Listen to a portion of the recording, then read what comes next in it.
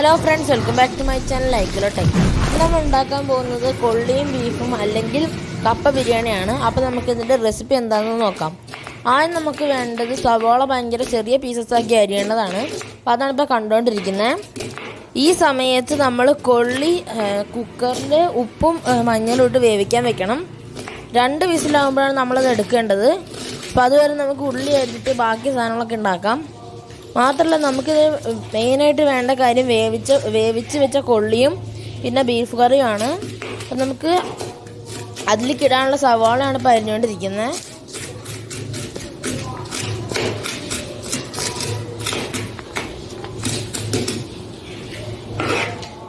സവാള നമ്മൾ അരിയുമ്പോൾ കുറച്ച് കൂടുതൽ വേണം, കാരണം അവസാനത്തെ ഫൈനൽ ടച്ചിങ് ഒക്കെ കൊടുക്കാനായിട്ട് നമുക്ക് കുറേ ആവശ്യമുള്ളതാണ്.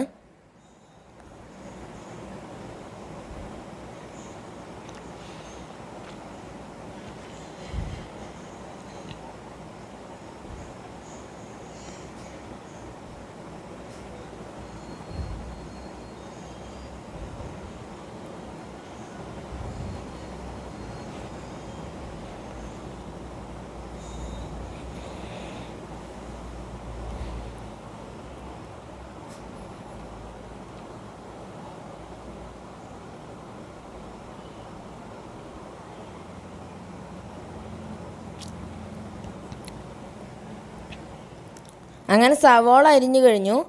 ഇനി നമുക്ക് വേണ്ടത് നേരത്തെ ഉണ്ടാക്കി വെച്ച ബീഫ് കറി നമുക്ക് കുറച്ച് മാറ്റി വെച്ചിട്ട് ബാക്കിയുള്ള ബീഫ് കറി നല്ലപോലെ ചൂടാക്കി എടുക്കുകയാണ് വേണ്ടത്. അങ്ങനെ ഈ ചൂടാക്കിയ ബീഫ് കറിയിലേക്കാണ് നമ്മൾ നേരത്തെ വേവിച്ച് വെച്ചിരുന്ന കൊള്ളി എടുത്തിടാൻ പോകുന്നത്. എന്നിട്ട് നല്ലപോലെ ഉടച്ച് മിക്സ് ചെയ്തിട്ടുണ്ടെങ്കിൽ നമ്മുടെ മെയിൻ പരിപാടി കഴിയും. അത് കഴിഞ്ഞിട്ടാണ് നമുക്ക് ബാക്കിയുള്ള ഡെക്കറേറ്റീവ് പരിപാടികളൊക്കെ വരുന്നത്.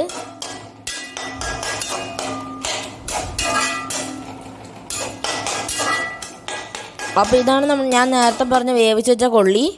ഇത് ഉപ്പും മഞ്ഞളിട്ട് കുക്കറിലിട്ട് 2 വിസിലടിച്ച് എടുത്തതാണ്.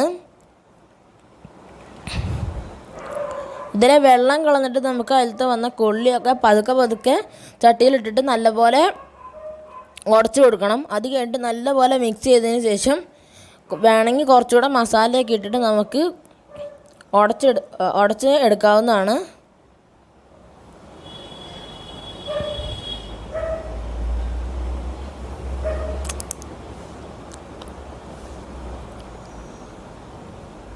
ഇനി നമുക്ക് നല്ലപോലെ ഒന്ന് മിക്സ് ചെയ്ത് കൊടുക്കണം. മാത്രമല്ല, കൊള്ളി നല്ലപോലെ ഉടയും വേണം, എന്നാലേ കറക്റ്റ് ടേസ്റ്റ് കിട്ടുള്ളൂ.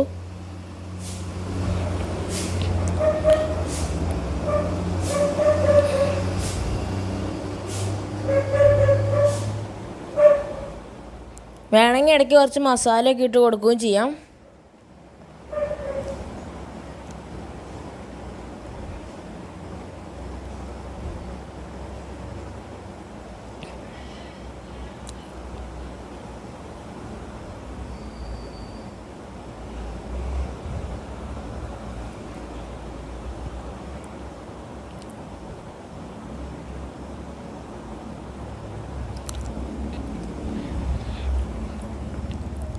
അവസാനം എല്ലാം കൂടി മിക്സായി കഴിയുമ്പോൾ നമുക്ക് ഏതാണ്ട് ഇതുപോലത്തെ ഒരു കോലത്തിൽ നമുക്ക് കൊള്ളി കിട്ടും.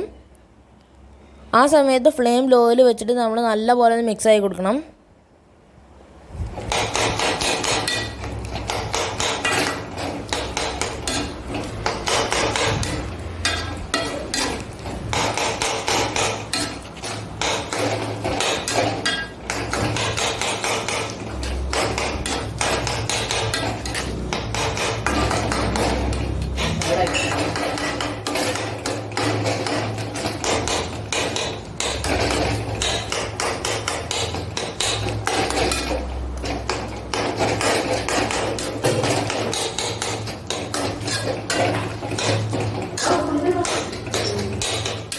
അങ്ങനെ കുറേ നേരം ഇങ്ങനെ ഉടച്ച് കഴിയുമ്പോൾ നല്ലപോലെ നമ്മുടെ കൊള്ളി റെഡിയാവും.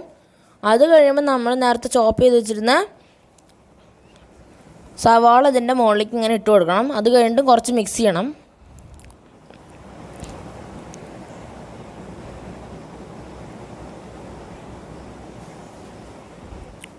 അവസാനം സവാള ഇടുമ്പോൾ കുറച്ച് കൂടുതൽ ഇടണം.